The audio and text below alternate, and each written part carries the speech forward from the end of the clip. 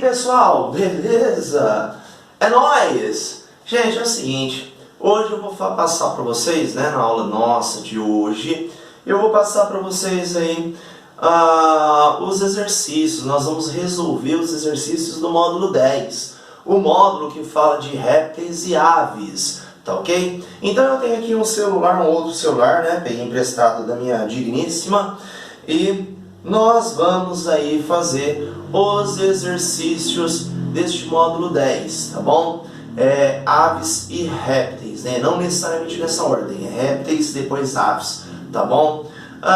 Só uma observação, eu acredito que no nosso simulado que tivemos aí, né, que vocês fizeram, olha gente, não é pra falar por menos não, caiu assim, bati bem na tecla desses principais assuntos, né? Então caiu mesmo, já era bem esperado as questões, né? E os temas das questões trabalhadas aí, que nós trabalhamos, tudo que nós trabalhamos, foi bem condizente com o simulado, tá? Então, ó, foi facinho, não foi difícil não, tá? Foi bem tranquilinho aí, eu percebi que foi tranquilo, tá bom? Agora, nós vamos ver aí na página 486, página 486. Professor, que página que é, professor? Página 486, tá? Exercício número 1 do módulo 10.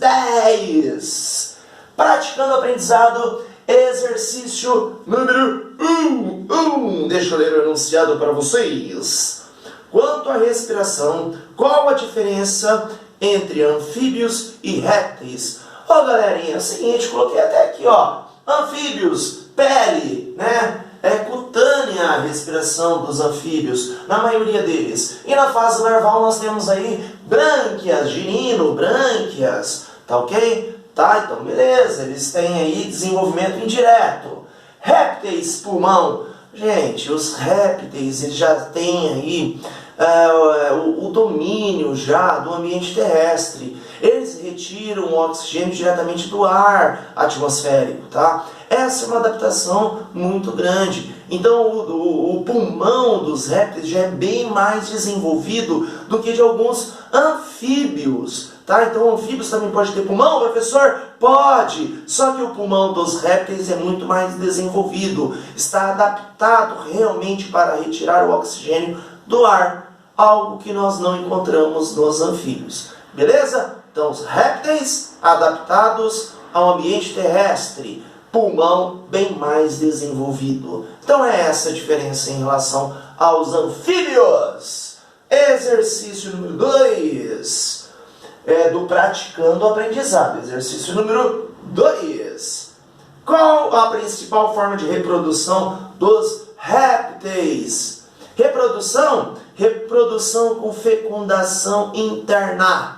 Olha a diferença, adaptação ao meio terrestre. No caso dos anfíbios, a fecundação é externa. Os gametas se encontram lá de forma externa e forma ali, ocorre a fecundação, gameta masculino e feminino. No caso dos répteis, os machos possuem ali já a adaptação para a fecundação, tá ok, interna, na fêmea, e ali ele lança os gametas masculinos, que dentro da fêmea ocorre ali a fecundação, a adaptação ao ambiente terrestre. E posteriormente ocorre ali o desenvolvimento na forma de um ovo, tá? Então elimina um ovo e esse ovo com casca, outra adaptação ao ambiente terrestre. Então essa casca ali protege o embrião para ele se desenvolver. Tá bom? Então, olha lá, fecundação interna com a presença de óvulos. Beleza, pessoal? Essa é a adaptação aí. Exercício número 3. Tá? Depois vocês vão olhando aí na gravação, completa e coloquem com suas palavras, tá bom? Eu estou aqui explicando exercício por exercício. Estou dando uma explicação, tá? 3. Cite duas características importantes das penas das aves. Galerinha, as aves são endotérmicos. Endotérmicos quer dizer que eles regulam sua própria temperatura, a sua temperatura corporal, tá? E essa é uma grande adaptação, tá? Para ambientes extremos, né? De temperaturas muito alta ou muito baixa, beleza? Em condições extremas de temperatura. Então isso daí vai manter a temperatura da ave constante. Então a pena auxilia na retenção do calor. Não precisa ter um gasto energético muito grande para manter ali aquela temperatura. Então auxilia na regulação do calor. Além disso, impermeabilidade. Impermeabiliza para ele não se molhar, né, num tempo de chuva. Não é legal isso. Outra coisa, impede desidratação com facilidade também. Tá vendo? Várias adaptações e características que a pena da ave ajuda a avinha ali, beleza? Então agora, exercício número 4. Cite 3 características exclusivas das aves. Ossos pneumáticos. Sim, ossos ocos, levinhos e resistentes.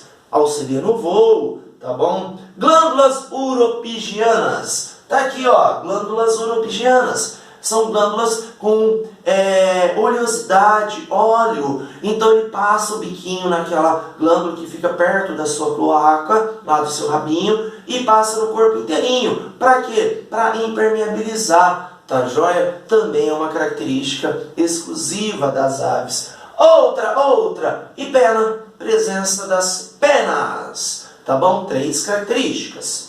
5. Exercício número 5. Descreva 2 adaptações do esqueleto das aves em relação ao voo. Ossos pneumáticos. Ossos leves, ocos. Beleza? Então ele tem que estar mais leve. Então essa é uma adaptação. Outra adaptação. No peito, nós temos ali o que? A formação de quilha. Então o osso externo, o osso aqui do peito, ele tem uma quilha para quebrar ali o vento, tá bom? Outra adaptação para o voo. 6. Qual a vantagem das aves representarem vários formatos de bico? Lembram? Lembram da nossa apresentação da aula de quarta-feira? Sim, eu mostrei para vocês alguns bicos. E é fundamental na alimentação. Vocês viram que um é para triturar semente, o outro é para pescar, principalmente peixes, né? Outros é de lacerar. Lembram isso? Então é na sua alimentação. A alimentação, tá? Então o bico está relacionado na alimentação, na adaptação para ao seu alimento. Aplicando conhecimento, o exercício agora número 1. Por que dizemos que os répteis são vertebrados efetivamente adaptados ao ambiente terrestre? Porque eles têm pulmões bem desenvolvidos. Além disso, eles têm uma grande independência em relação à água, em relação à desidratação, pele mais grossa, em relação à respiração pulmonar, retira o oxigênio do ar, em relação à sua reprodução. Não precisa da água para se reproduzir, do ambiente aquático, não é isso? Ambiente terrestre, por quê? Porque a fecundação é interna, os gametas masculinos são introduzidos no corpo feminino, não é isso? Da fêmea. Então ali ocorre o encontro de gametas, fecundação interna, não precisa da água para a fecundação. Falei várias características, beleza? 2. Os pulmões dos répteis são maiores e apresentam maior superfície de trocas gasosas em relação ao dos anfíbios. Isso é correto. De que forma essa característica favorece esses animais para a vida do ambiente terrestre? Eles conseguem retirar com maior facilidade o oxigênio que está no ar atmosférico. Então ele retira com maior facilidade, maior superfície de contato, mais adaptado para o ambiente terrestre. Respiração pulmonar. Exercício agora número 3. Ele deu uma figura e colocou algumas letras, umas setinhas, indicando aí um ovo. Isso mesmo.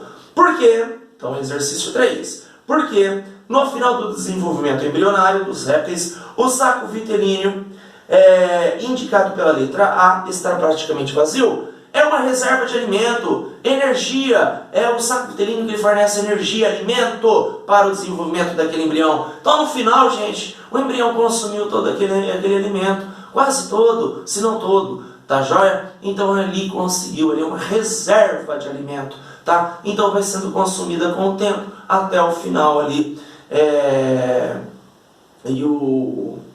até o final do desenvolvimento daquele embrião. Beleza? Foi? Ótimo. B. Que letra indica o âmnion? Galerinha, o âmnion, olha lá, ele é representado pela letra C. E qual que é a função do âmnion? É evitar choques mecânicos, tá joia? Neste embrião, principalmente na fase inicial. Então ele vai evitar ali que chacoalhe, que atrapalhe ou até mate o embrião, né? O embrião acaba não resistindo devido a uma grande agitação, choques mecânicos. Então tem uma função de proteção aos choques mecânicos. Âmnion é um líquido que envolve, que evita, que chacoalha e tem ali complicações. Beleza? Com isso, agora para o exercício 4. Vamos lá. Por que as aves sobrevivem melhor do que os anfíbios em regiões polares da Terra? Porque elas são endotérmicas. Elas têm o controle da sua temperatura corporal. É isto, tá? Então não varia conforme o ambiente. A temperatura do corpo de uma ave, ela é fixa, tá bom? Ao contrário dos anfíbios, que são ectotérmicos. Então as aves são endotérmicas e os anfíbios ectotérmicos. Questãozinha do teu simulado. Lembra lá? Ectotermia dos répteis. Lembram? Beleza. Agora, répteis, anfíbios, são todos ectotérmicos. Peixes. 5. Explique por que a ausência da bexiga urinária é uma adaptação das aves ao voo. Lógico, não tem reserva de líquido, fica mais levinha. Então as excretas, principalmente de ácido úrico, são lançadas pouco úmida, diretamente nas excretas, nas fezes. Sai junto com as fezes, aqueles pontinhos branquinhos, tá bom? E não tem a bexiga para fazer armazenamento e dar ter maior massa devido à presença da bexiga. Então tem a ausência mais leve. Ótimo.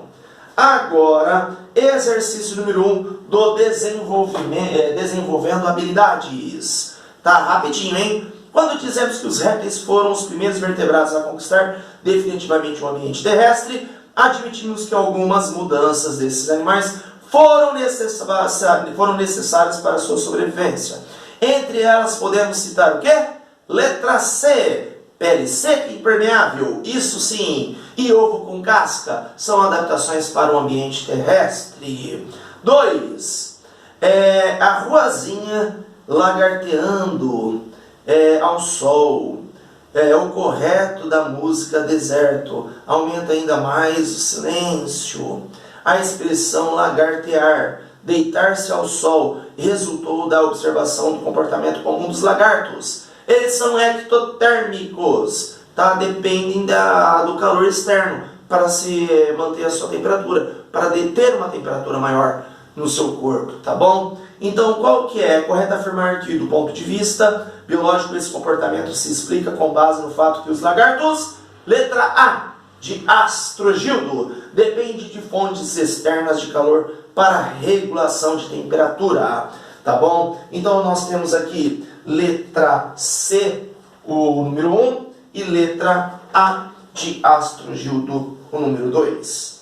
O 3, leia o texto. As tartarugas de couro são tartarugas que vivem. Beleza? Vamos direto para a pergunta, tá? Pergunta-se, considerando as tartarugas de couro, é um réptil e que apresenta adaptação para a exploração do seu ambiente. Assinale a alternativa correta. São ectotérmicas e têm respiração pulmonar. Sim, letra D de Drauzio.